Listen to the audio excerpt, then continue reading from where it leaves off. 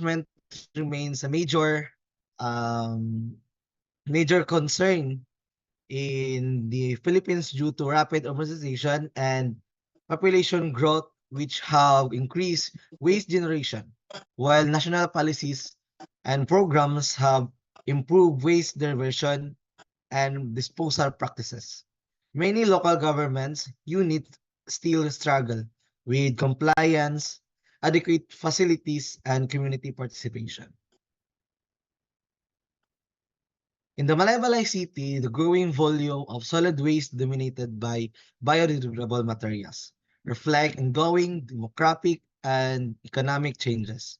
Despite initiatives such as composting, bioreactor operations, and the establishment of barangay level material recovery facility, which is an MRF, challenges persist, including low compliance, continue open dumping, and resilience, the control disposal facilities instead of sanitary landfills. Procedure Responsibility Act of 2022 promote a shift towards a circular economy, and most LGUs now have approved 10-year solid waste management plans. So outlines. We have conceptual framework, statement of the problem, significance of the study, scope and limitation, methodology, result and discussions, summary, conclusion, and recommendation. So first, the conceptual framework.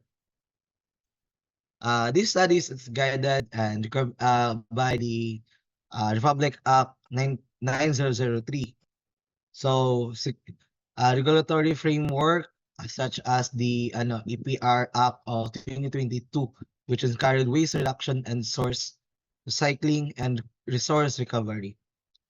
So, this conceptual framework recognized that effective solid waste management requires integration across the several dimensions.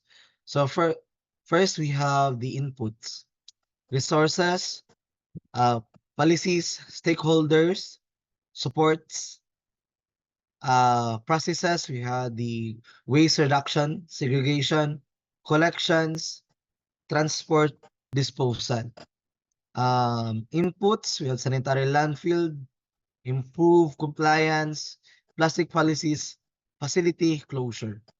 Then the outcomes, efficient SWM system, community participation, and sustainable practices. The statement of the problem. This study evaluates the effectiveness and challenges of Malaybalay City ISWM plan, which is from 2018 to 2027. So first, the identifies key challenges, effective implementation, including policy, enforcement, community participation, infrastructure, and funding. Second, the assesses the city waste diversion performance relative to updated benchmark. The proposed strategy recommendation to improve sustainability and support circular economy goals.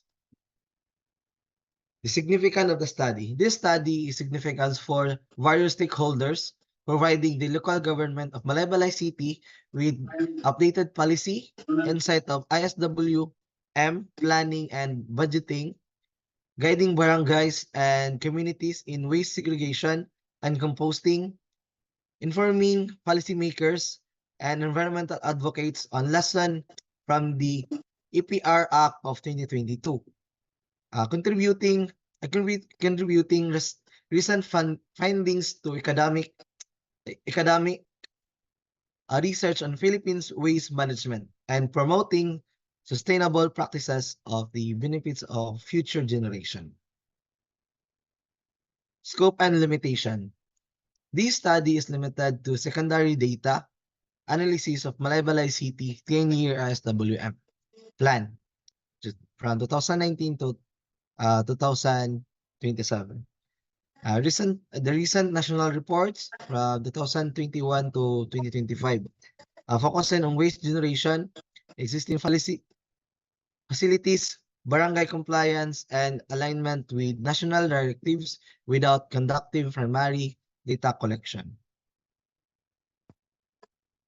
So methodology with my group.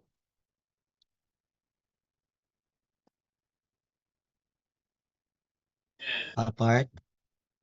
Okay, so in methodology, so the design here is the descriptive applied research using Malaybalay City 10-year solid waste management plan and waste analysis characterization.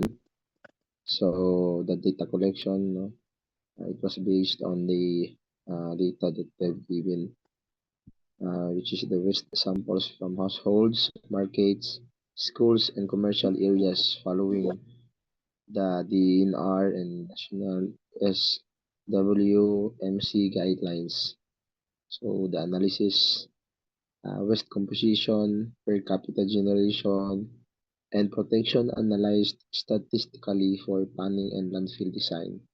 So uh, the base of our structures in landfill and the discussion and then the results coming from our computations of every particular um, waste components. It was based on the data that you have given to us. The and then the landfill proposal is the design includes liners, the leachate, the gas system, the drainage, and of course with the compliance with the standard of RA 9003, which is the Ecological Solid Waste Management Standards. Next. So based on the results and this, the review that we have done is here are the results and discussions, which is the programs and facilities. The Malaybalay City follows, of course, the RA 9003, and then the 10-year solid waste management plan, which is the 2018 to 2027, with composting, recycling, and bioreactors, vermicomposting, and leachate gas management systems. So based on the data and then based of um our gibuhat nga ano is that the main challenge that we face or that we conclude to this is the implementation is limited by weak policy enforcement. No, they don't have the strong policy that that supports the enactment of this analysis. Low community participation, maybe because of nara sa bukid na ba dili ko ng mga kwan, and then the collection gaps, the inaccessible areas, abi kalayo and then dili gid siya ingon nga masudlan kay sa of course sa mga trucks, and then the financial and technical constraints, then some illegal dumping still occurs, naga po yung mga illegal dumping na kakahitabo. Because as we all know, in collection gid is kani gid siya main gid kayo ang problema is which yung pag-collect doon. So waste diversion, current diversion is around 49.36%, the biodegradable 48%, recyclable 96%, then projections with interventions could reach 75.8 by 2025.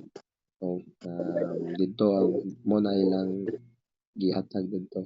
Then, strategies, expand to, the strategies that we do is, of course, to expand the collection, strengthen community engagement, siguro education proposed with enforce ordinances, no? Because that is one of the nicest or the best way, no? To enact um, those protocols inside or in the community is to enforce the ordinances and upgrade facilities, no?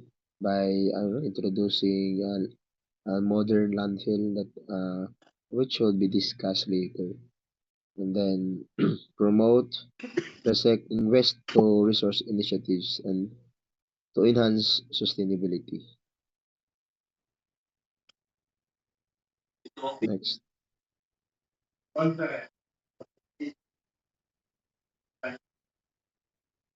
Okay, so this would be the computation of coming from the secondary data, no?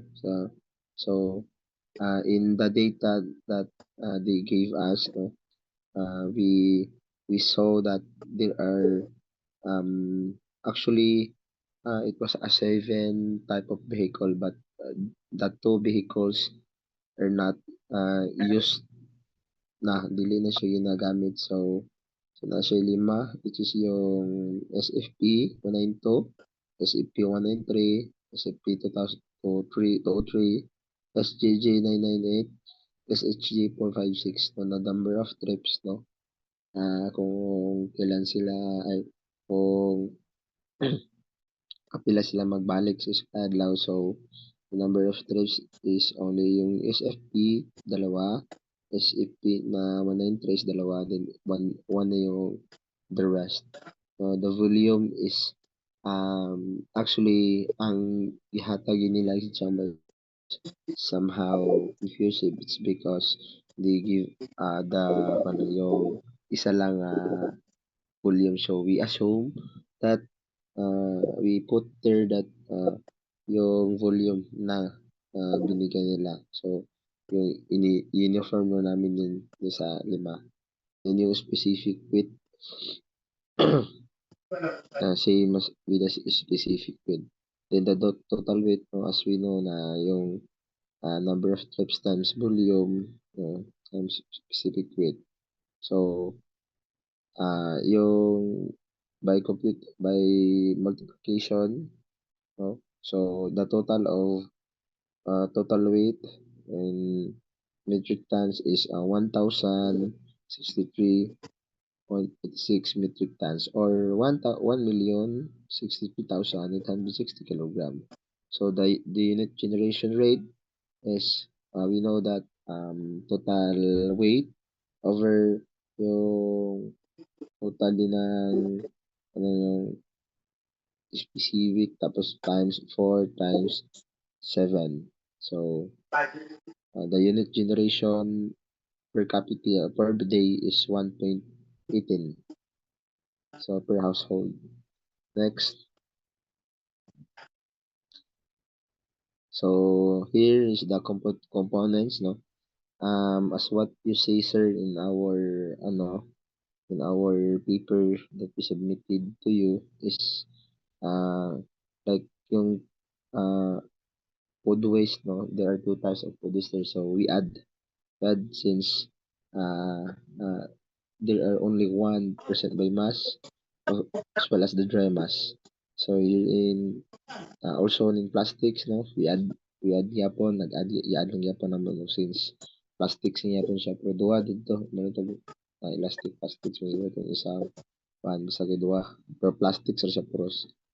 Then this assumed moisture content is we put is typical lang, no? Typical moisture content, no? With the supporting RRL, no?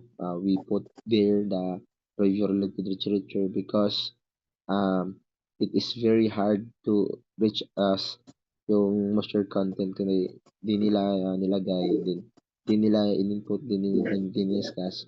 So we find a way to support na yung assumed moisture content is yung typical value ng, of course, like example, food waste, yard and wood waste, no? So by solving, no, we can get the typical density, no? One by one, and then uh, to energy content, ay total energy yung kg. No? So, next.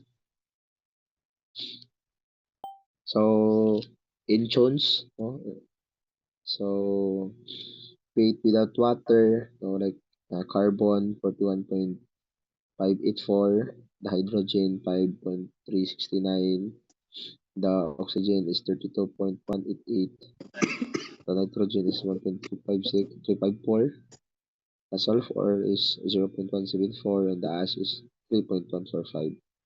So, with water in carbon 41.584, and then the hydrogen, since based on the discussion, dito lang tayo magbe-base ng yung magche-change ng value is yung sa hydrogen and the oxygen. So that's why 8.798 for hydrogen and then 59.6164 for oxygen. So weight of water percent, no, 98 minus 6.140. So, doon to nagbabase sa anong weight with water and the total. That's why we get 30.86 kilogram. Weight of hydrogen percent. So, since 2 over 18 because there are two atomic weight of hydrogen over yung since the water is H2O, so 2 plus 16 over 18 times 3.429 since with weight of hydrogen percent. So then the weight of oxygen percent, 16 because oxygen yung hinanap natin over H2 times 27.431. So the revised composition with water in chance is C693 H1759.6, oxygen of 745.2, nitrogen of 19.4, and the sulfur of 1. So the energy content using modified Dolong formula. So um, will come up to 3,185.98 kg per kilogram.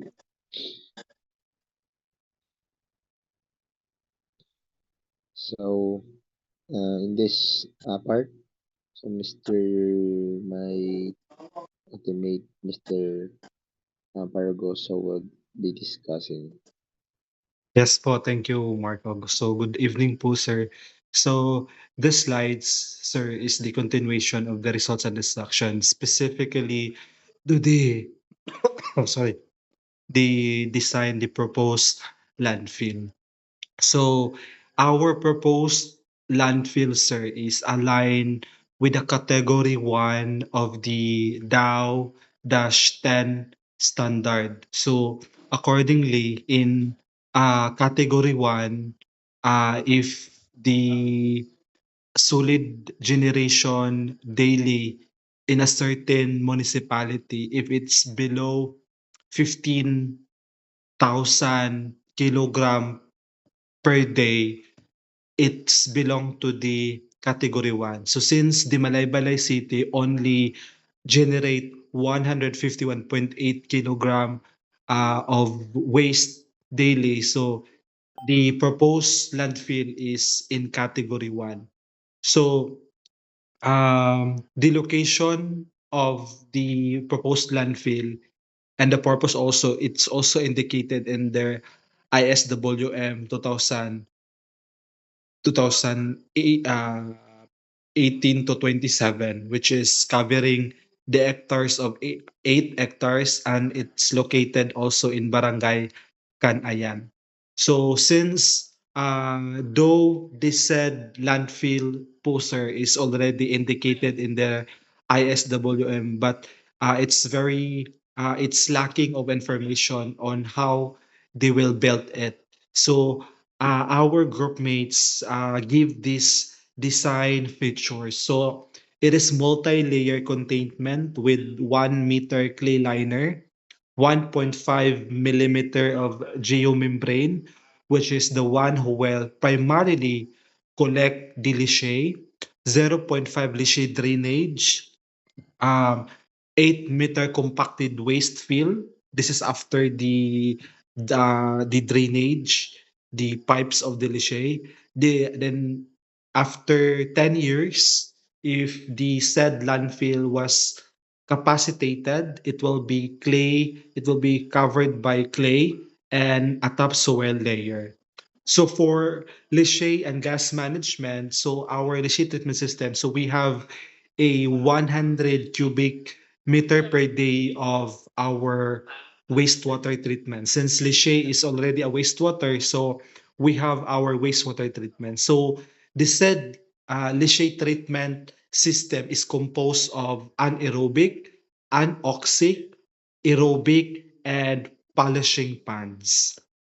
So I will not discuss, sir, about the specific measurement of the tank, but as in the paper, all of these tanks is uh, 30 cubic meter per tank, and this is enough to process the 100 cubic meter per day in 24 hours. For our gas management also, we have gas extraction wheels for methane capture and energy recovery. No, so we have also a dedicated septic vault for hazardous waste. No, since it is again it is mandated in the DAO 2006-10. Sorry, kanina kasi sinabi ko 2000-10. 2006-10 pala yung landfill na guidelines ng DNR na dapat naagyoy septic vault. So with this design features and management system, it fully meets the standard, the DAO 2006-10, and environmental standards, ensuring safe and sustainable landfill operation po, sir. So next slides, please.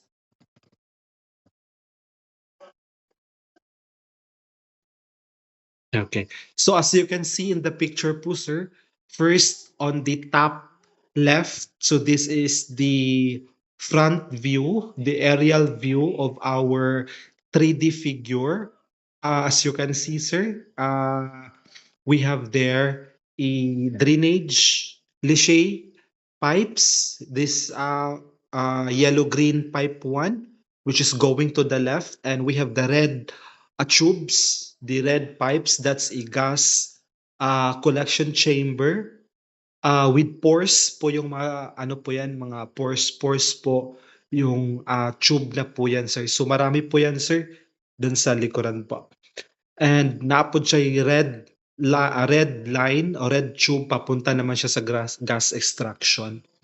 And also, on the top left naman po is our wastewater treatment, no, from aerobic, from anaerobic going to anoxic, and aerobic, then polishing pan or disinfection, somewhat like that. No, so on the bottom part naman po, sir, is our uh, gas treatment. No, so we have our boilers, we have our tanks, as you can see, and we have our room. So the small part, also the small room, the small facility in front of boiler is our septic vault.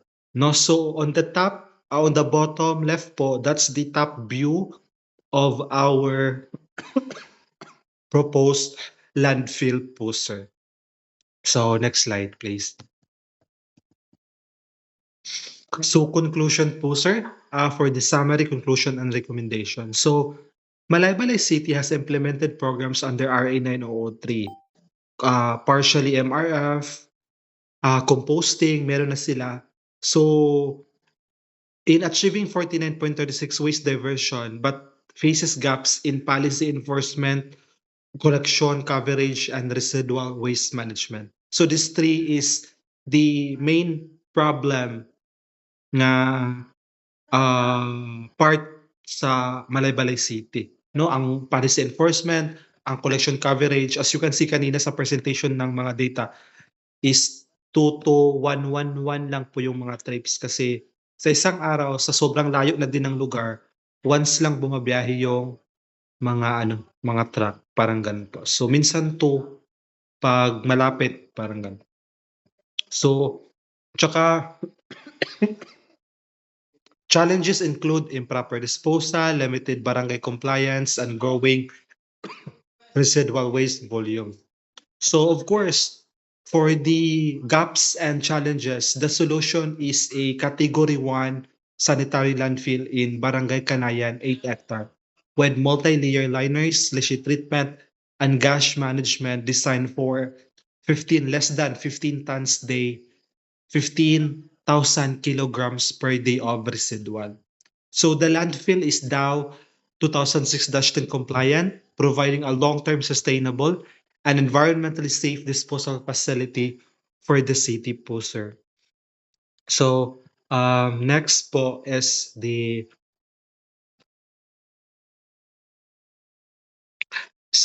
recommendation, strengthen compliance and enforcement of the policies, improve data and planning, the enhanced waste diversion, and the economic producers responsibility integration, or the presidential decree, I forgot, sorry, and develop the sanitary landfill and allocate resources po. So that's our recommendation po, sir, for the ISWM of Malaybalay po. Next pa part. That's all, sir. That ends our presentation po, sir, for our review of the secondary data of solid waste management in Malaybalay City po, sir, and our proposed Category A landfill po, sir. Okay. Thank you very much. Can we go back to the katong sa inyohang chons ba yon? How much is the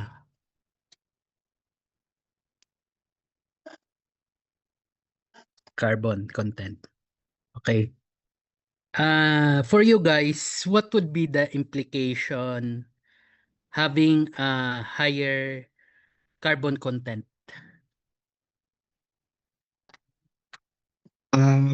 Yes po, sir.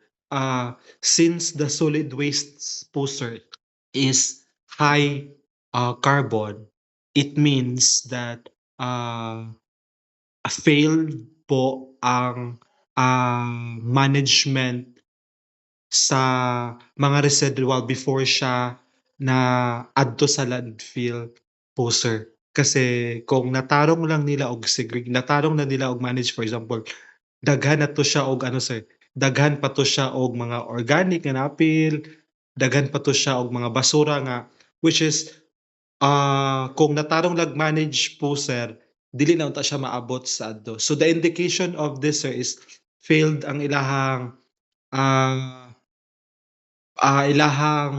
pag-manage before mapunta sa diversion, sir. And in line po, sir, another po is it means, sir, nga ang waste, sir, is rich in energy recovery. So it is also an indication, sir, nga mas kana nga basura is makahatag siya og energy po, sir. Thank you po.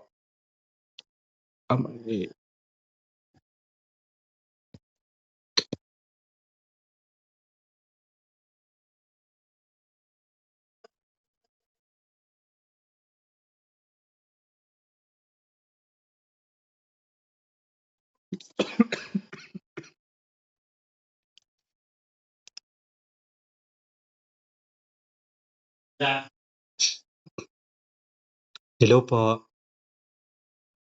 Sorry. Nagtagaw-taw ko amday na ko naon. Di ba kanang previous slide ana. Okay, so by component si 32.5 to 58% by mass ang assumption nga food waste sa City of Malaybalay. So mo agree ba mo nga food waste ideally not it should not end up with landfills?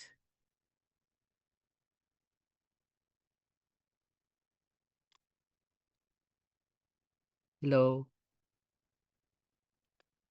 Yes po, sir. I guess Marco wanted to answer po, sir.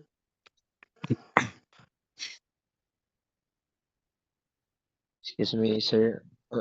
Unsa kanito, sir? Based sa inyong aning secondary data nga inyong nakuan, by component si food waste is 32.258%. So Yes po. my question is, do you agree that food waste should not end up in the landfills? Yes, sir. Dapat dili gid siya mabutang sa sir, kanang sa landfill, sir, kay namang kanang uban nga mga food waste, sir, nga ma-recycle lang nato ba. Example, if we are drinking water, so some plastic, so pwede na nato na dapat dili nato na ikuan din katong mga wraps sa atong mga foods, so dapat dili na siya mabutang didto. Kay like example in Malaybalay City, so grabe na siya ka kanang bukid pod ba, dili po siya ingon nga bukid, pero bukid na gyud siya. So imagine kung daghan kayo mga food waste dito daghan kayo ilang ma-generate na food waste, tapos dito nila ibutang sa mapaingon pa gyud dito sa landfill. So shows nga nagi-diferensya sa ilang sa ilang ah, implication sa ilang policy. So dapat dili gid siya mabutang gyud dito, sir. Dapat dili na nakadako ang mabutang gyud dito.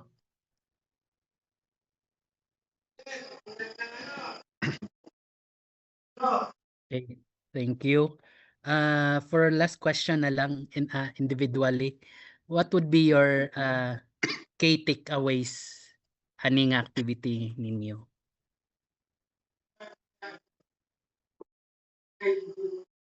Again, sir, dili kayo baka, sir.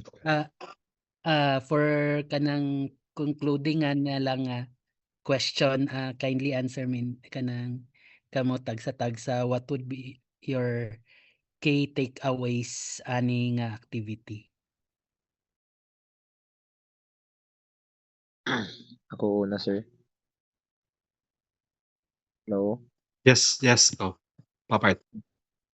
Oh, for me, sir, one of the key takeaways for me in this activity is segregation at source matters talaga, sir. So, WACS clearly shows how waste is yung paano nila biodegradable, ni-recycle, so ano yung mga residual at special waste, no?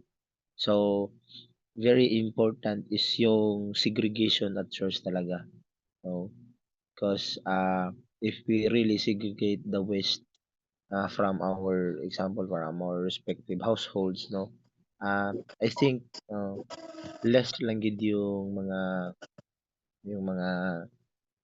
waste na mapupunta doon sa sa landfill, example sa landfill, no, less lang yung mapupunta because in our respective households, no, we can think or give an idea na i-recycle yung mga maggamit pa ba. So, and then example yard waste, no, of course mga ginausag na sa mga dako pud nga kuan dito is yung mga yard waste yung mga leaves, no.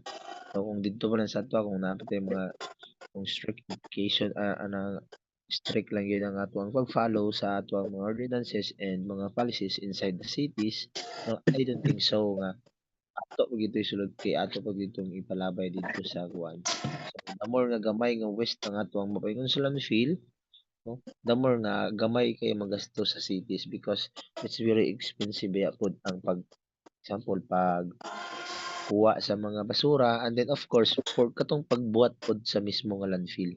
Kay cities must have a landfill gid. Kay unsaon na naman, no?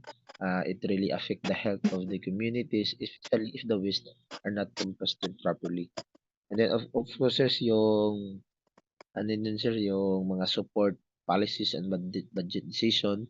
So, importante yapon ito. Usa yapon na sa key takeaways na nakita na ko na kulang nga dapat ikuan is yung mga solid waste management nga mga budgets, and then the equipment procurement, and then of course the program planning.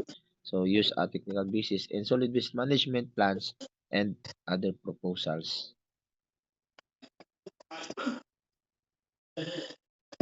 So, Next. next, so ako sir, as a gapuyo sa Malaybalay. So, as a taga Malaybalay sir, segregation jud is grabe ka important. So, these activities, so dari na ako na-identify nga the Malaybalay City is more on improving about the segregation of the solid waste from 46 barangays, 46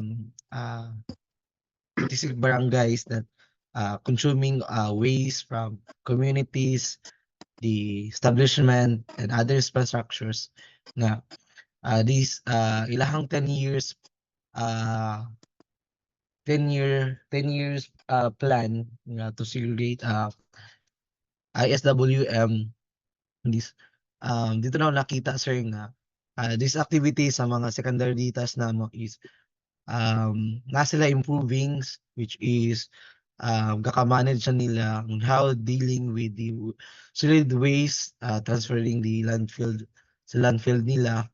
But unfortunately, nadyo'y time na na sa mga communities nga taas jud siya og mga segregations. Sa time nga sa nako sa Senro of Malaybalay na-assign in 6 months, nakita gyud ako from 2018 until 2023, na sila improvings on how dealing the other implementation of policies, programs, flyers, and other nga mga way nila to have education to improve the compliance, the enforcement to every barangays. Dito gyud sir nga during sa ilahang processing within the 10-year program, dito pa na ako nakita sir nga na-improving. So kay lagi important jud kayo nga for segregation every barangays na yung mga MRF to segregate other ways nga pwede pa siya ma-recycle, pwede pa siya magamit, pwede pa siya bangtan. And also sa mga barangays po sir nga mga